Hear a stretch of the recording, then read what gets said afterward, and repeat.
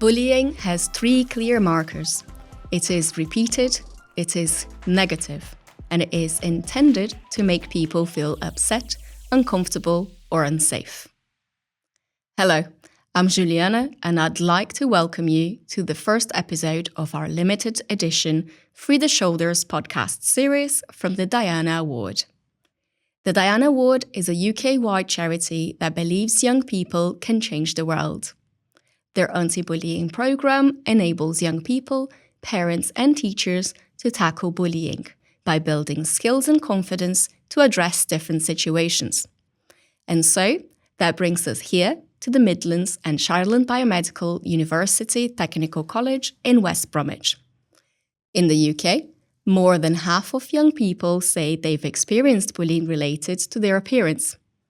When it centres on someone's body, clothes, weight, hair, or the way they look, that's appearance-based bullying. Through the Diana Awards Free the Shoulders campaign, we're bringing this conversation into focus.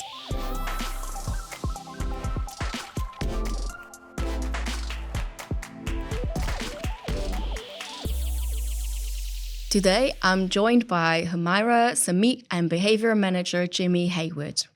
We're going to explore how appearance-based bullying shows up in everyday school life and how we can recognise it more clearly.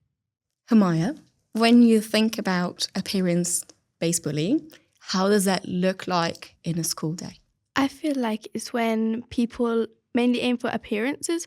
So it's when you look different, I feel like, because not everyone's going to look the same. And I feel like people target how people look. So it's just differences. What kind of differences, Sumeet, do you think are most picked on? Lots of differences are picked on, like how your face looks, and sometimes people have acne or not, and sometimes haircuts. From a teacher perspective, from an adult in school, Jimmy, what does that look like?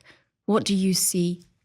I would say it's changed quite a lot over the years. I look back at when I was at school, I would say that it was predominantly, say, a child that's wearing glasses or a slightly larger child or kids of a certain hair colour.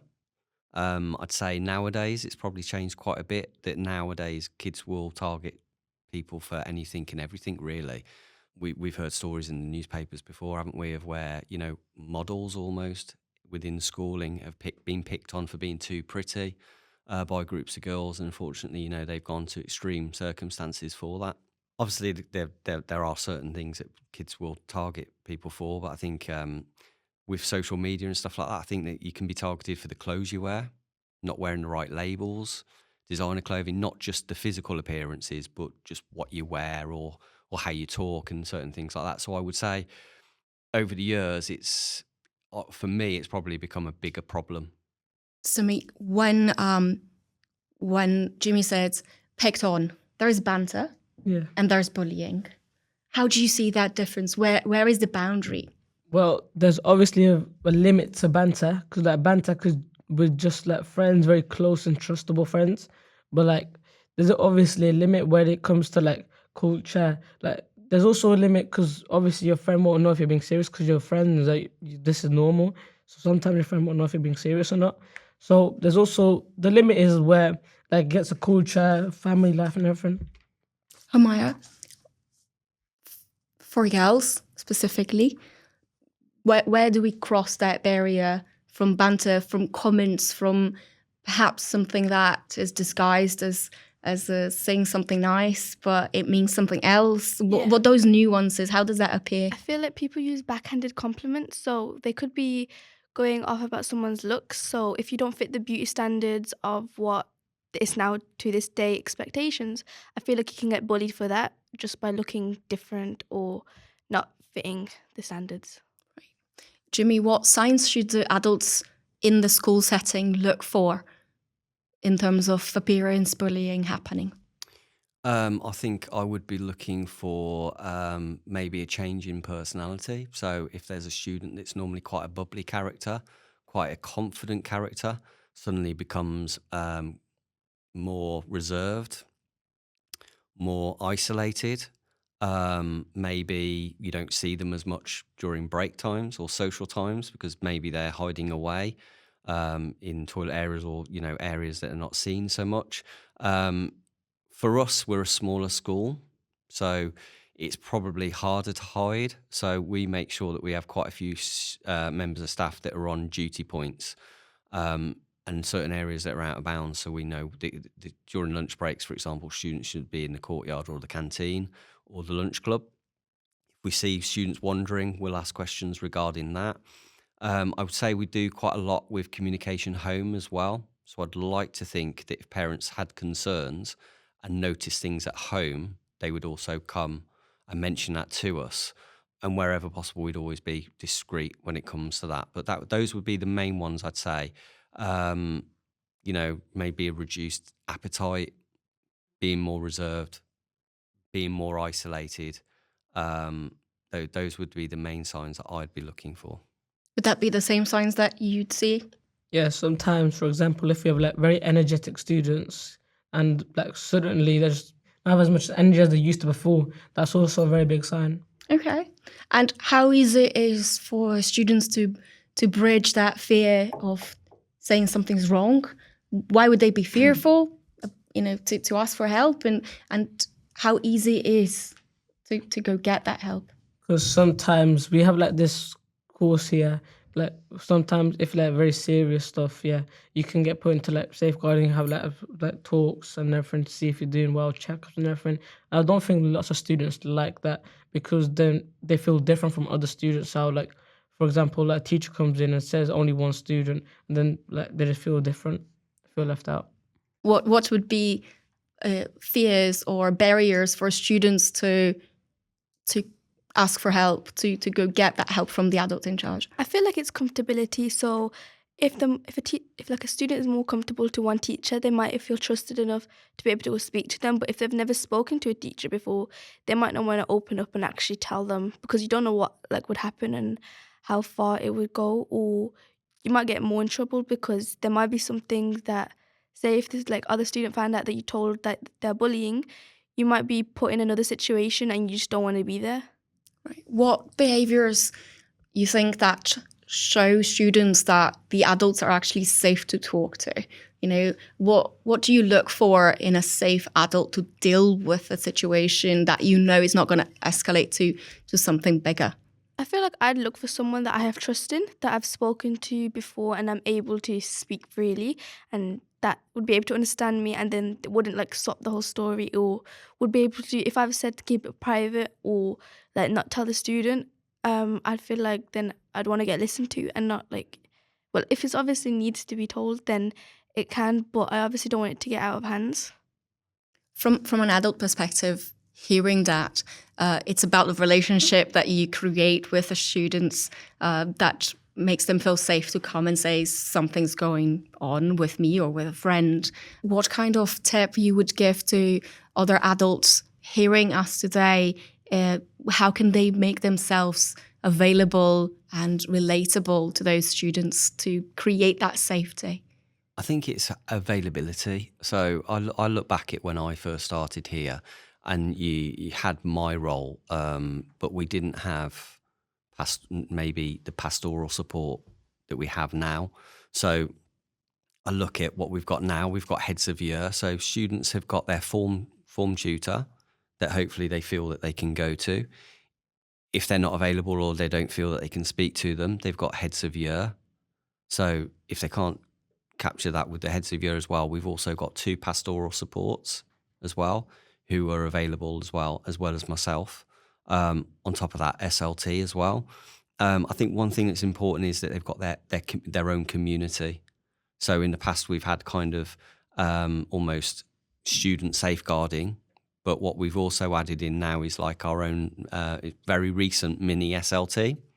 So we've got students that are part of that now, so that if they don't necessarily feel that they can go to an adult, they've got a student or a trusted student that they feel they can go to that can also support. That's certainly not us saying that the students will just deal with it.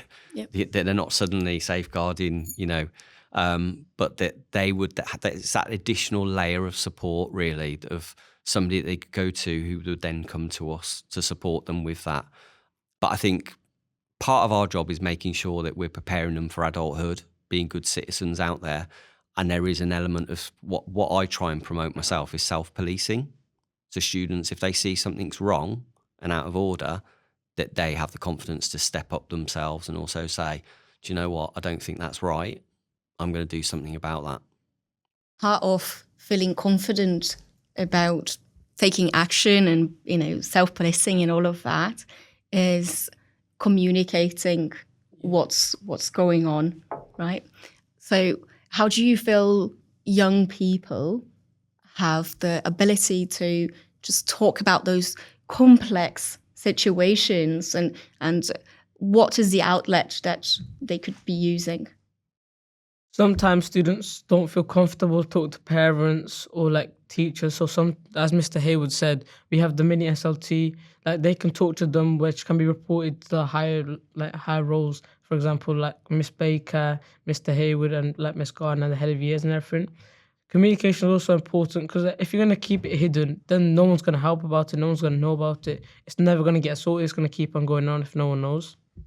What is the consequences that you see happening or that you imagine happen if somebody doesn't feel comfortable sharing that they're going through this? The consequences might be it'll keep on happening, and when it keeps on happening, it'll become way more serious if it doesn't get stopped at a moment. Yeah, it'll just keep on getting serious and serious. How can we make ourselves, how can young people make themselves open to that conversation with their peers, with every other student around them? So I would say, for example, if you want to speak comfortable to teachers, you might want to speak to a teacher that you normally with. You normally very good. I wouldn't say friends, because that's a teacher. Have a good relationship with them. They're normally nice to you. You can always talk to them. They'll keep stuff private as well. How about parents? What would you think that involvement comes to, Maya? I feel like some people can talk to their parents because they have that sense of connection with their parents, and their parents are actually understanding or know how to sort it out. However, some people might not have that kind of connection with their parents because they might have that awkward feeling or embarrassing feeling to speak to their parents about something. So it's just off. And then some people don't have anyone to speak to because they feel like they don't. So it could make them fall into a depressive state, and they could feel alone and isolated.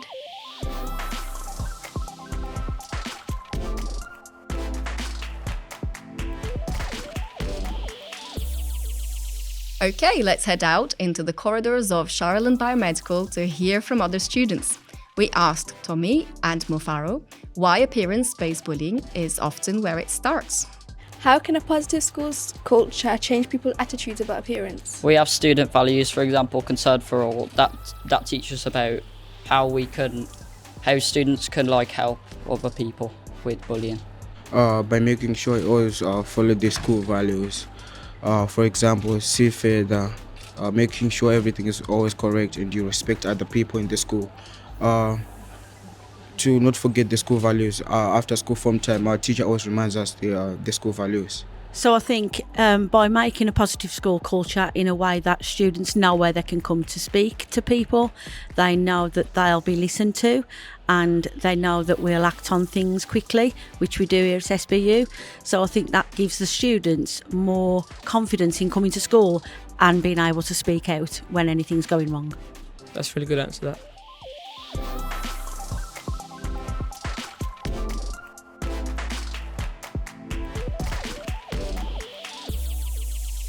Why do you think people start believing on the things I said to them, on the bullying, repetitive voices coming into their... I feel like because if there's more than one person and it's a continuous thing, they just start believing because they accept that that's what they've just been called most of the time at school or something. And they might just have the need to feel like it's true because everyone thinks that about me.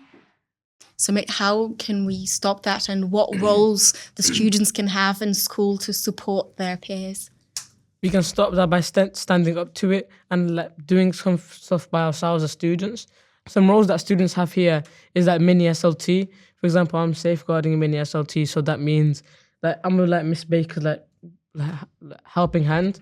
Like if I see something going on and students are like too scared to talk to Miss Baker about it or any teacher, I can just like help and stand in there.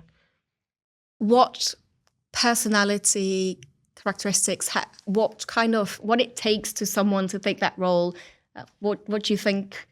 You need to be like very confident and have lots of communication skills, or else like it probably won't work, because you need lots of confidence to even like go to students, like have a nice little chat with them. That's where also the communication part comes in as well. Like they have to trust you as well. You need like trust as well. Why did you join the mini SLT? I joined the mini SLT because I really like this job and I really want to help other students at the school, because I feel like there's too much going on at the school that all the teachers can't handle, considering there's like not as many teachers as students. What would you say is your supporting role for the mini SLT group? How do you help them develop the skills to support one another? So they're relatively new roles, but thinking kind of like, I would say I've mentioned it earlier on, I think it's a really important kind of bridging gap for us.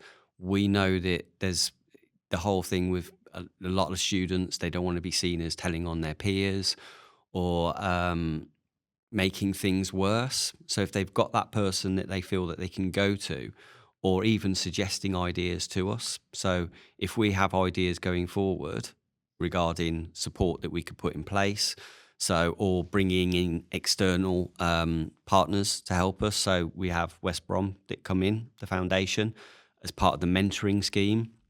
If there's any other ideas like that, then we can run it through with those mini SLT, and they can either just verbally discuss it with their peers or get some verbal feedback from the student community regarding that. That will be invaluable. For us, regarding kind of like getting that message out regarding bullying, I think a lot of the young people just see it as a physical thing. But obviously we know wounds heal, injuries heal, but it's more the mental damage really that is the longer term that can go into adulthood for a lot of these young people. Getting that message across really is really, really important. I think these guys on a place, particularly Sumeet within his role, is the safeguarding side, teaming up with Mrs. Baker, our DSL, or work, especially as we grow. As I said, as we grow, we're getting more staff involved, whether it's pastoral, safeguarding, behaviour. It's that extra layers of support, really. Regarding the anti-bullying support, what impact is to have an anti-bullying programme like the Dan Awards supporting the school? Really, really important. So as we grow, I've mentioned, we will no doubt come across more and more issues, more maybe student conflict, more issues of students coming forward about having issues with other students. So certainly having the Diana Awards programme, as well as some of the other things that we have in place, so the counselling and mentoring, things like that, will be massive. As I've mentioned before, I think the whole ownership of students, taking ownership for their own behaviour, so having that support in place, not just for the victims of bullying, but also those that have taken part, will be a big thing. Certainly within our school, we try and do quite a lot when it comes to the restorative side of things, practice. So if there's been an incident between students, actually getting them in a room and talking through it. So those kind of initiatives will really, really help with that as well, and getting students to realise the impact of their behaviour on somebody else. Not just the short-term impact, but also the longer-term impact that it can have will be a really, really big thing for us. So, Humaryah, what is the importance of having the framework to help communicate bullying and anti-bullying practices? I feel like the students understanding that there's someone there to talk to and being able to know. So, how helpful it is to have anti-bullying resources in your role in the SLT? It's very useful because then children have a helping hand there as well, because they can come to talk to their peers. It's almost like they're very good friends as well. So it's not like complete strangers to them. And it's not like someone that they've never talked to before.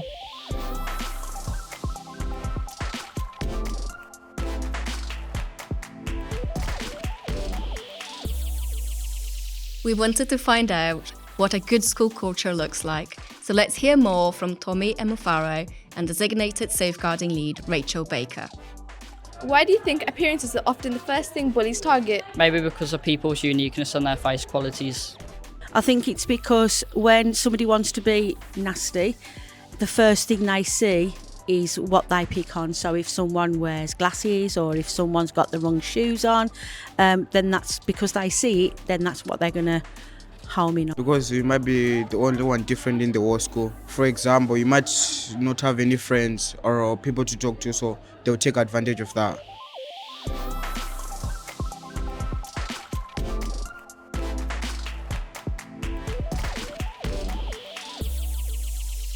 Why do you think people feel it's normal to comment on appearance?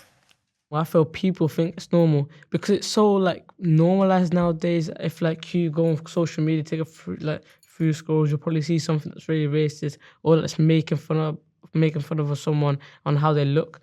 Or you might just hear it around school and think it's banter, but it's not really not, because there's obviously, like I said before, there's always a certain limit to it. Why do you think appearance bullying is such an easy way into people's minds? I think it's because it's the first thing people see from someone, and because everyone's like different and no one's like obviously going to be the same, and everyone's different in their own ways due to like skin color or anything to do with their height or anything. It's just like something easy target, because in case they can't do anything with the personality, they'll do from their appearance. Jimmy, you mentioned a generational shift of what was kind of normal and acceptable and in a way normalized comments back when we were in school. And what do you see now in that shift? I suppose what I see is when I look back when I was the same age in school, if students were being targeted, it would almost start at the school gates and then finish at the school gates. Whereas obviously now virtually every child has a mobile device, certainly of secondary age. So I would say issues within school don't necessarily end at school now. So obviously with social media, phones, things can be doctored, things can be shared. Social media, I think, is probably an issue for quite a few schools.